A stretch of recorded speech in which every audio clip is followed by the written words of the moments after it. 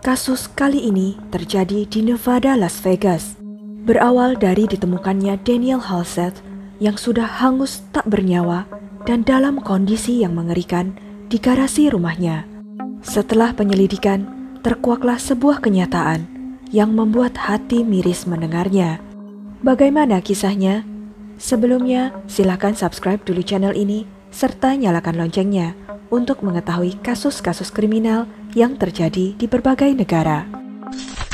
Saat itu tanggal 9 April 2021, ketika Christine Halseth, ibu dari Daniel Halseth yang berusia 45 tahun, menjadi khawatir setelah ia tidak mendengar kabar dari Daniel selama beberapa hari.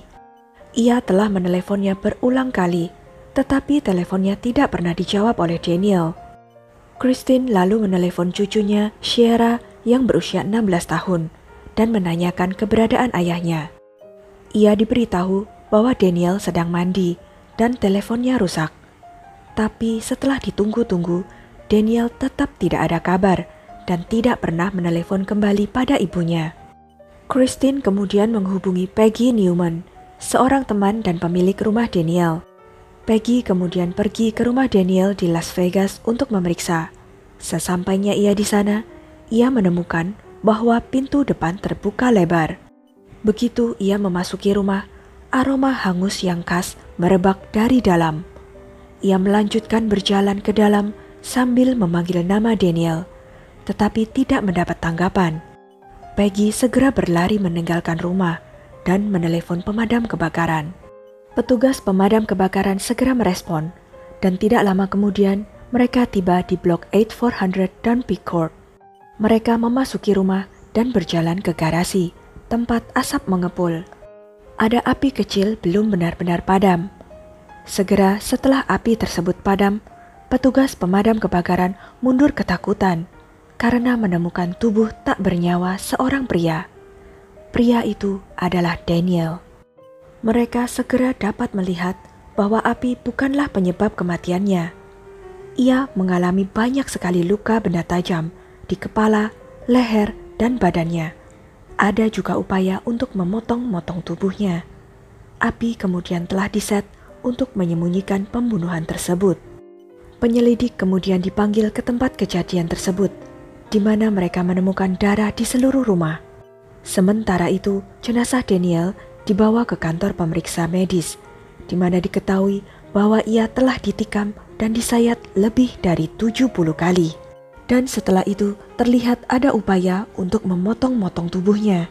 Setelah itu, ia dimasukkan ke dalam kantong tidur dan kemudian dibakar. Hasil otopsi juga menyatakan bahwa Daniel terbakar dari ujung kepala sampai ujung kaki. Ia menderita luka bakar hingga 40% di tubuhnya.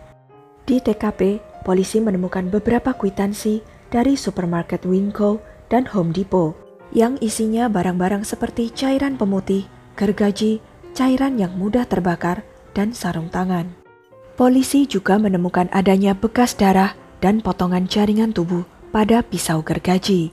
Kemudian dengan memeriksa rekaman CCTV di dua toko, polisi melihat video yang menunjukkan sepasang muda-mudi membawa pemutih, gergaji, cairan, dan sarung tangan.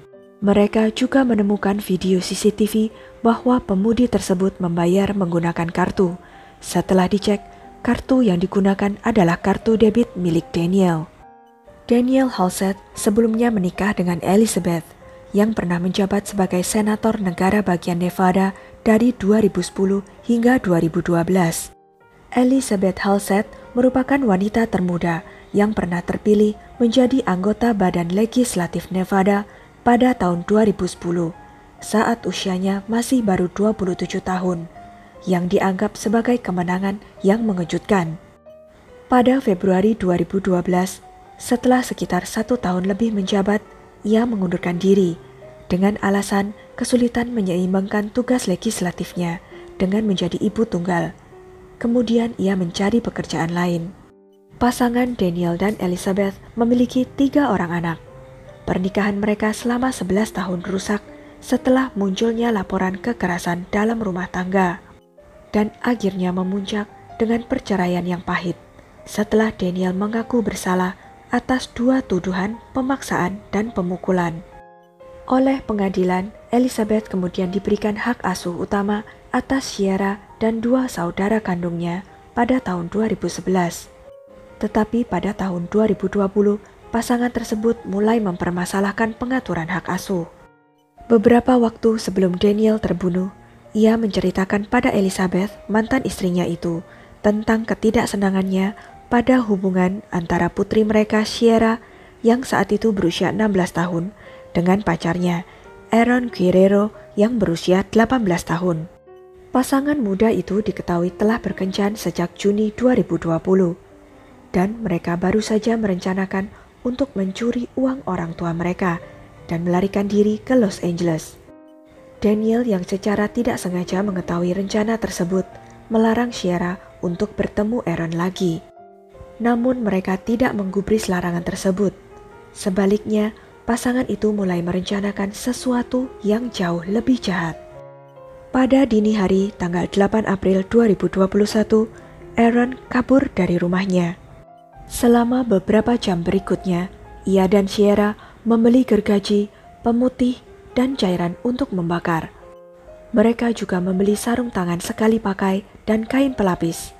Sierra dan Aaron kemudian mencuri lebih dari $1.300 dari rekening bersama antara Daniel dan Elizabeth. Setelah membunuh Daniel, pasangan itu mencuri sejumlah uang dan mobil ayahnya sebelum melarikan diri ke Salt Lake City. Saat keluarga mencoba menghubunginya, Sierra mengirim pesan ke neneknya untuk menjauhkannya dari rumah. Dalam sebuah pesan, Christine neneknya menulis, "Hai Sierra, saya mencoba menghubungi ayahmu. Di mana dia?" Sierra menjawab, "Teleponnya bermasalah, tapi ia baik-baik saja. HP-nya pasti sudah diperbaiki besok malam. Jangan khawatir." Sandiwara berlanjut, tetapi kemudian Elizabeth menemukan bahwa uangnya hilang dari rekening bank bersama antara dia dan suaminya. Kecurigaan pun meningkat. Saat pasangan itu dalam pelarian, mereka merekam video di ponsel Sierra. Dalam video tersebut, keduanya tertawa dan bercanda tentang pembunuhan Daniel. Mereka berbaring bersama di tenda ketika mereka mengumumkan bahwa ini adalah saluran YouTube mereka. Dan sekarang sudah 3 hari sejak pembunuhan itu. Sierra tertawa terbahak-bahak dan berkata, "Wah, jangan taruh itu di depan kamera." Pasangan itu kemudian berbicara tentang bagaimana seringnya mereka berhubungan badan setelah itu. Aaron pun berkata, "Itu sepadan dengan yang berhasil kita lakukan." Welcome back to our YouTube channel. Day 3. Day 3 after murdering somebody. Wow! Don't put that on camera. It was worth it. And we had sex a lot today. Pada tanggal 13 April, 4 hari setelah pembunuhan tersebut, Sierra dan Aaron dihentikan oleh petugas transit di Salt Lake City setelah mereka turun dari kereta ke pusat kota tanpa membayar tiket. Petugas lalu melakukan pemeriksaan latar belakang dan menemukan bahwa mereka dicari karena pembunuhan di Las Vegas. Mereka segera memanggil polisi untuk menangkap pasangan itu di tempat. Polisi juga menemukan mobil yang mereka bawa, di mana mereka menemukan selimut yang berlumuran darah. Ketika ponsel Sierra diperiksa, polisi menemukan video yang mereka rekam tersebut dan dijadikan bukti yang kuat sebagai sebuah pengakuan. Di Las Vegas, seorang remaja berusia 16 tahun atau lebih secara otomatis diadili sebagai orang dewasa. Namun menurut hukum Nevada, Sierra tidak dapat dijatuhi hukuman mati karena ia masih berusia di bawah 18 tahun. Lain halnya dengan Aaron yang sudah berusia lebih dari 18 tahun. Pasangan itu diekstradisi ke Clark County, di mana pada sidang dakwaan tanggal 25 Juni 2021, mereka menerima 9 dakwaan, yaitu pembunuhan, persekongkolan untuk melakukan pembunuhan, perampokan, persekongkolan untuk melakukan perampokan, pembakaran, dan 4 dakwaan penipuan penggunaan kartu kredit atau debit. Keduanya mengaku tidak bersalah. Setelah dakwaan diajukan, keluarga Daniel mengeluarkan pernyataan yang berbunyi, Daniel Halsted pertama dan terutama adalah seorang ayah, saudara laki-laki, dan anak laki-laki yang penuh kasih, yang merupakan jantung dari keluarga Halsted. Mengambilnya dari kami dalam tindakan pembunuhan yang begitu mengerikan, biadab, tidak masuk akal, dan kejam, membuat hancur hati kami dan merasakan kesedihan yang sangat mendalam. Tidak adanya penyesalan yang ditampilkan dalam video itu menjijikan dan tidak bisa dimaafkan. Sementara kami berterima kasih atas kerja detektif dan jaksa wilayah, kami menunggu keadilan ditegakkan dengan pertanggungjawaban maksimal yang diperbolehkan. Kami sangat mencintai Daniel dan kami merindukannya setiap saat sepanjang hari. Ini adalah satu-satunya pernyataan yang akan kami buat dan meminta privasi dan pengertian. Pada Mei 2022, di pengadilan, Shera dan Aaron mengubah pengakuan mereka dari tidak bersalah menjadi bersalah. Mereka mengaku bersalah atas 9 dakwaan, termasuk pembunuhan, pembakaran, dan perampokan. Pada 20 Oktober 2022, pasangan itu dijatuhi hukuman penjara seumur hidup dengan kemungkinan pembebasan bersyarat setelah 22 tahun. Mereka juga diperintahkan untuk membayar $5.000 sebagai ganti rugi. Saat proses pengadilan, Shera sempat membacakan sepucuk surat di hadapan hakim yang merinci beberapa contoh pelecehan dan pelecehan seksual dari ayahnya, mengklaim bahwa ia adalah pecandu narkoba dan pedofil. Selama persidangan, Shera tidak pernah menyatakan penyesalannya atau meminta maaf telah membunuh ayahnya. He locks me in place and starts pushing me and hitting me around. Sedangkan Aaron menyatakan penyesalannya atas pembunuhan Daniel Halsted, meminta maaf kepada keluarga Halsted dan berkata, ia tidak pantas melewati cara yang begitu mengerikan. Ask for forgiveness as I get sentenced today, and I hope it brings you a little peace. Saat pembacaan hukuman, Hakim Distrik Tiara Jones mengatakan, ini adalah situasi yang sangat-sangat tragis. Saya berharap ada sesuatu yang akan saya katakan atau sesuatu yang dapat saya lakukan yang akan menghentikan semua penderitaan yang sedang terjadi. Sekian kisah kali ini. Bagaimana pendapat kalian? Jangan lupa untuk klik like, share, subscribe, dan komen ya. Sampai jumpa lagi di video-video selanjutnya.